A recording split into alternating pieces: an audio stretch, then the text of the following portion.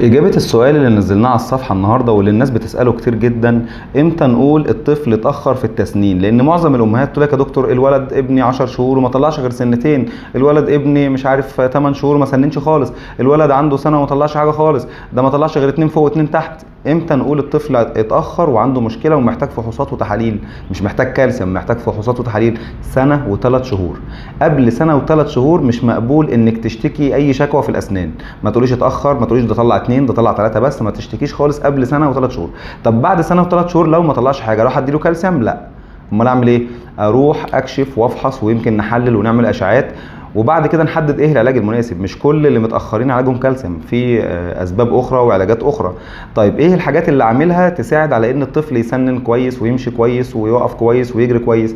رقم واحد، ما تنسيش الجرعه الدوريه اليوميه من فيتامين د اللي هي 400 وحده دوليه في اول سنه، 600 من بعد سنه وحتى 5 سنوات، سواء 4 نقط فيدروب قبل سنه، 6 بعد سنه، او نقطتين ديفيتون قبل سنه و3 بعد سنه، وهكذا. في ادويه كتير وجرعات مختلفه ممكن نتكلم فيها بعدين.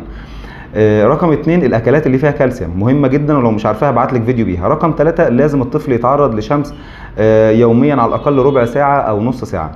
ربنا يحفظ ولادكم جميعا، وبلاش تبقوا مستعجلين وتضروا ولادكم. اسالوا دايما الولد متاخر ولا لا.